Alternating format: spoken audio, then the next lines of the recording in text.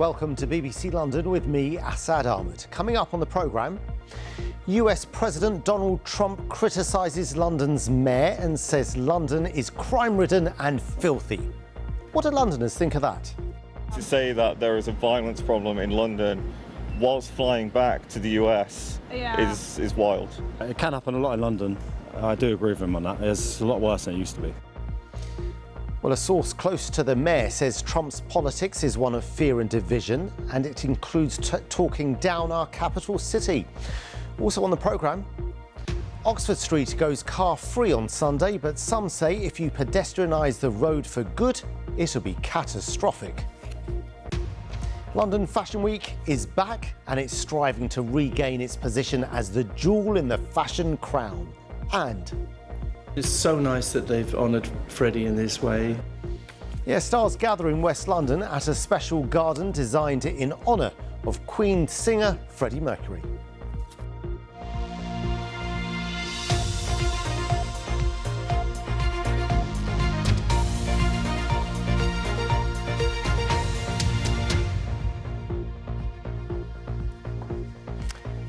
Good evening. For all the niceties shown to President Trump this week, it didn't take long for him yesterday to lay into London and London's mayor. We know there's no love lost between the two men. It started a decade ago when Sadiq Khan condemned Trump's suggestion that all Muslims should be banned from travelling to America. Well, this latest spat is over the president claiming he'd asked for Sir Sadiq to not be invited to Wednesday's state banquet. Sir Sadiq's team say the mayor didn't want or even ask for the invitation. Here's our political reporter, Susanna Mendonça. As he boarded his plane out of Stansted last night, there was no doubt a collective sigh of relief in government circles that this state visit had gone off without too many bumps in the road. But on that plane home, President Trump couldn't resist a parting swipe at the Mayor of London, who he claimed he'd blocked from attending the state banquet. And when I see Mayor Khan do a bad job, the stabbings and the dirt and the filth, it's not the same. No, I didn't want him there. I showed the video to Londoners to see what they made of the American president's criticisms. Obviously, I love living here and I don't care. The fact he was here at all is baffling to me. What do you think about him saying that, you know, London's dirty, that there's crime? Well, it's the same everywhere, isn't it? I think it's true, but it can happen everywhere, yeah. I agree with that. It does happen in a lot of places. I think that's naughty. I don't think he should be saying that. You know, he could say that if his own house is in order. No, but to come and say, no, I think that's, stick to what you're coming for, but to be criticising somebody else, it's not professional. There's been no love lost between the two men for almost a decade, ever since the then newly elected London mayor criticised Donald Trump's idea about banning Muslims from entering the US during his first presidential bid. My views are quite simple. I'm afraid Donald Trump and his advisors, your views on Islam are ignorant. I think they're very rude statements, and frankly, tell him I will remember those statements. They're very nasty statements. Ahead of the last state visit, when City Hall allowed protesters to fly a Trump baby blimp in London, the president called Sir Sadiq Khan a stone-cold loser. And this summer, while in Scotland, this happened. I'm not a fan of your mayor. Why not? I think he's done a terrible job, the mayor of London, but a nasty person. I think he's done. I think he's a friend of mine. No, I think he's done a terrible job. Mini Trump inflatables were back on the streets of London this week for protests against the president's visit. On his way out of the country, he compared these streets to that of Chicago, another place where he's been facing protests. There, it's against his attempt to send in the National Guard. A local journalist there said the comparison was politically motivated. What Trump is doing and talking about the London mayor is similar to what he's done to not only the mayor of Chicago, but the mayors of Los Angeles and to a degree New York. What Trump has been focusing on are Democratic mayors or left of center mayors. City Hall rejected his accusations around crime, pointing to statistics that show that the number of homicides here is down, and it said that London was safer than major US cities. As for the question about the state banquet guest list, the government and Buckingham Palace wouldn't comment, but sources close to the mayor told me they didn't seek or expect an invitation. Susanna Mendonça, BBC London. Irreplaceable and unbreakable. Well, that's our top story tonight, and there'll be more on that row between the Mayor and President Trump this weekend on Politics London. Hi, coming up on the programme this week, we'll ask whether the Mayor is right to get into that feud with Donald Trump and what impact the row might have. Do join me this Sunday at 10 a.m. on BBC One. See you then.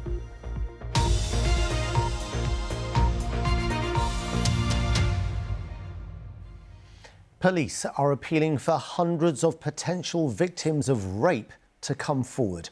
All may have been targeted by one man. Former hairdresser Jonathan Carl from Hornchurch is already serving 17 years in prison for rape, but detectives believe there could be many more victims aged between 17 and 60. Our Home Affairs correspondent Sonia Jessup has this report. Yeah, afraid so. You're under arrest. Jonathan Carl was arrested last year after two men reported him to police. Right. The first said he'd been raped by him. The second said he'd had consensual sex, but later tested positive for HIV. So there's been two allegations made against you. I would call him a very predatory individual. The contacts that he had with individuals were mainly in his own house and his own dwelling, and they were all brought about through the digital network of apps such as Grindr and Scruff. Messages on Carl's phone revealed he'd been in contact with hundreds of men. Police identified 82 of them and said some have tested positive for HIV. Police also found contacts for more than 300 other men who they've not been able to identify. Detectives believe that some may have been victims of rape and are encouraging them to come forward. But they also say some may wish to instead seek support or testing for HIV. This isn't about them having to come forward to the Metropolitan Police and tell us their story. They've got the avenues of the National Health Service and charities if they don't want to speak to us. This is very much should be a victim-survivor-led decision. Carl, who lived in Hornchurch, was jailed in June for 17 years for rape and grievous bodily harm for recklessly transmitting HIV. In a statement, one of the men he targeted said, "It made me feel like I didn't matter. It made me feel less than human. The main reason I came forward to police is because I wanted to stop this from happening to anyone else." Trust in the Met among LGBTQ+ Londoners is lower than for any other community, particularly after the failings in the investigation into serial killer Stephen Port, who murdered 4 gay men in East London. Detectives say they've taken independent advice on how to approach this case. The actual investigation team themselves had bespoke training from charities around how that victim contact should look and feel. I'm really aware that this investigation was driving at a community who at times do not have trust and confidence in the Metropolitan Police. Police say their priority is protecting the health and well-being of anyone Carl may have targeted. Sonia Jessup, BBC London. Well, let me just say at this point that if you've been a victim of sexual abuse, rape or other sex crime, help and advice is available, as well as going to the police. We have a list of organisations that can help, free and confidentially. All we have to do on a search engine is search for BBC Action Line. Now let's take a moment to take a look at some more local stories in the headlines today. London had its highest number of wildfires since the extreme heat of 2022, according to the London Fire Brigade. Already it's attended more than double the total number of wildfires for the whole of 2023. The number is currently 117. Transport for London say almost all unpaid ULEZ fines are coming from drivers who are repeat evaders. TfL say they're stepping up their enforcement and it's working with government to tighten measures and encourage drivers to use payment plans to avoid fines. And drivers are being warned to plan ahead as 2 sections of the A3 in Surrey are to close overnight this weekend. The closure will be in place tonight and tomorrow night, affecting junctions either side of the M25. And there are more stories on your local BBC News websites and, of course, on the BBC News app as well.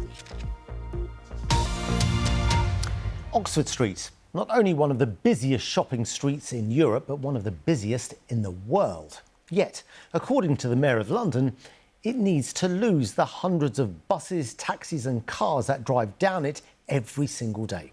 It's a big step, And there's no shortage of stiff opposition. However, on Sunday, we can all get a taste of what it could be like. Here's our transport correspondent, Tom Edwards. 500,000 people a day visit Oxford Street, but footfall is struggling to recover. And the plan from the mayor is pedestrianisation. He thinks it will revitalise the whole area. Robin, though, has been here on Berwick Street Market for 10 years. He thinks that would impact his dairy business. It's catastrophic. Why? What we do is work with small farms. We bring eggs and butters and milks and creams in from different farms from different parts of the country regularly every week, multiple times a week. And if we can't cross into Berwick Street at the convenience of the farm, we don't get that supply.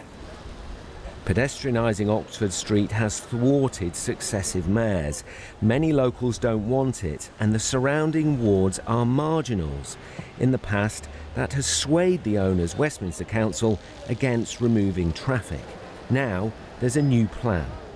A mayoral development corporation is being created to speed up the pedestrianisation of this street. It means it will make the planning decisions and not the local councils. Such powers have only been used previously to convert industrial areas like Old Oak Common and the Olympic Park. Even the Labour Westminster Council says using those powers isn't necessary, but this is what the street could look like. Critics say using a development corporation is inappropriate. What's ironic is, of course, he's using powers that were granted him under the Localism Act, the operative word being localism. What he's actually done, of course, is centralised power into the hands of the mayor and overridden not just residents, but his own Labour council. Westminster says it is working with the mayor to benefit the whole area. The street will be transferred to Transport for London tomorrow, and many applaud the objective of getting traffic off Oxford Street. If you look at a lot of other shopping streets in the country, if you go to Birmingham with New Street, if you go to Glasgow with Buchanan Street, if you go to Manchester, Market Street, Liverpool Church Street, these are all pedestrianised streets. Really, London is the odd one out for having its main shopping street still open to traffic. So why should London be different? Why should it still be this chaotic shopping environment? Why can't there be nice greenery and trees all along here? Why can't it just be a bit more relaxing and not as, stressful as it is here? There are local elections next summer. City Hall will hope it has the new powers before then, and the plan could still face legal challenges. There are still hurdles before traffic disappears from here. Tom Edwards, BBC London. Yeah, let's stay with this now and hear from Lakshmi Gopal, who's on Oxford Street this evening and has details about it going pure pedestrian on Sunday. Lakshmi. Asad, yes, so this weekend is a chance for the Mayor of London to showcase what his plans will look like in real life, because on Sunday, a half-mile stretch of Oxford Street will ban traffic between midday and 8 p.m. So no cars, no taxis and no buses will be allowed. And the stretch of Oxford Street affected will be from the junction with Orchard Street, that's near Marble Arch, all the way across to the junction with Regent Street. People on bikes and e-scooters will be asked to walk along the pedestrianised zone, and it'll affect buses earlier than that time because buses will be using alternative routes from 9 o'clock tomorrow night until 4 in the morning on Monday. And making use of all that space that will be freed up from the vehicles being banned, there'll be an event taking place on Sunday called This Is Oxford Street. It's a free event. There'll be live music and food stalls and activities, including for children. So a lot going on to really make the most of the space that will be freed up. So just to remind you, Sunday between midday and 8 p.m, traffic will be banned from Oxford Street, a certain section of it anyway, so it'll give us a chance to see what plans for pedestrianisation may look like if they happen.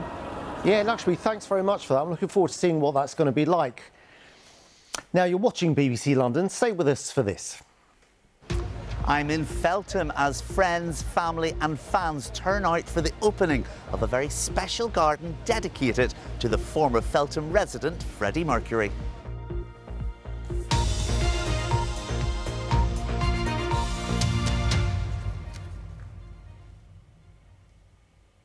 Now, London Fashion Week has begun and the London Fashion Council, which puts it on, has a new boss. Londoner Laura Weir wants to entice famous brands back to London Fashion Week and make London the jewel in the crown of the fashion world once again. To do that, well, there has to be a lot going on, and Emma North has spent the day checking it out. Paolo Casana is a name to watch, highly respected within the industry, showing that London Fashion Week shines a spotlight even more brightly on this London-educated designer. Working on the collection, I'm fairly alone. In the sort of final week or two before the show, my team joins me, and in that period, each day is the opportunity to create magic.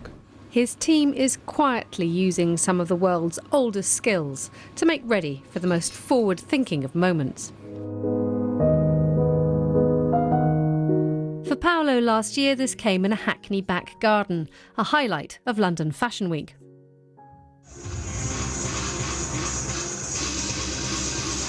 And it's also a huge moment for the capital. The British Fashion Council estimates around 900,000 people are employed thanks to the week, generating hundreds of millions of pounds for the city.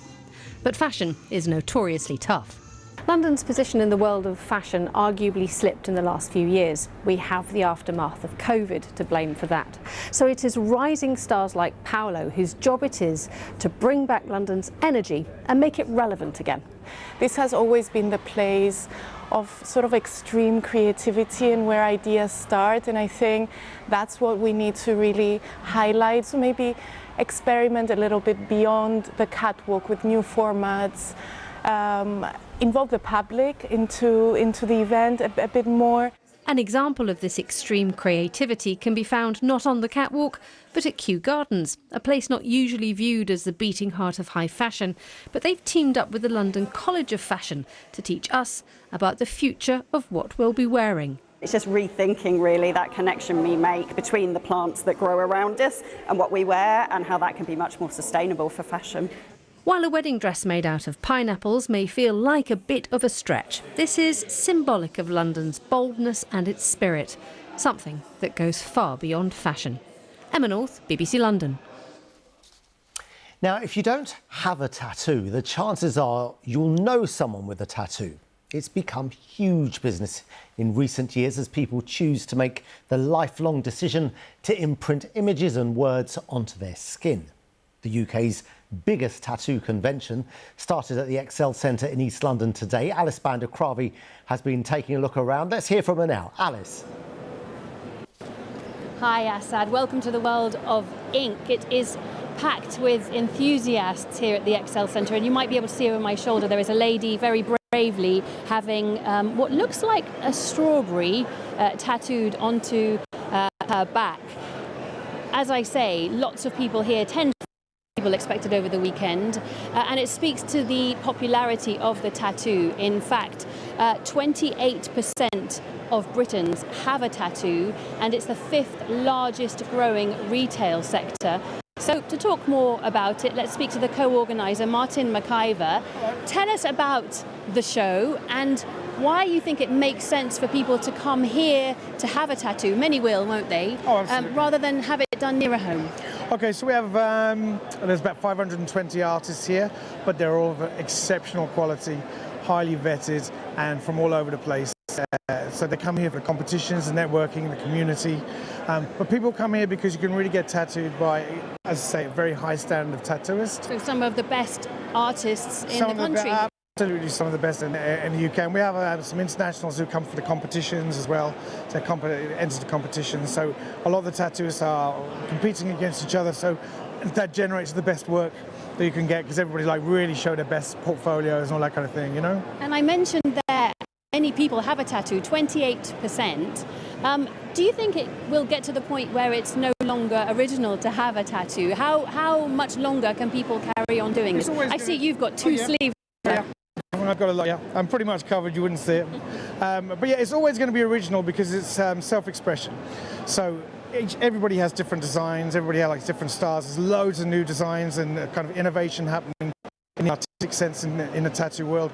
So it's always being inventive, always new new artists coming through. There's always older artists still learning and trying different things. So the self-expression aspect of it is what keeps it completely and totally fresh. And presumably, even for those like me who don't have a tattoo, who just want to see some artwork going on, it's a great show. Well, it's a great induction for anybody who's thinking about a tattoo. They can get inspiration about their designs. Going to have to end it there, but thank you so much. I'm so sorry. I'm not going to get a tattoo, Assad. I was wondering, Alice, and apologies for the break up there, but we've definitely got an idea of what's happening there at the convention. It looks very, very interesting, I have to say the least. Now, a memorial garden dedicated to the life of the brilliant Freddie Mercury has opened in West London. It's been created as part of a local regeneration plan in Feltham, which is where Freddie Mercury lived with his family. At the opening was Queen guitarist Sir Brian May and the late Freddie Mercury's sister, Kashmira. Thomas McGill was also there. Well, Freddie Mercury became a global superstar, a rock icon known around the world. But that legacy is now remembered right here in his hometown of Feltham with this memorial garden dedicated to the man, which was opened today by another former Feltham resident and bandmate, Brian May.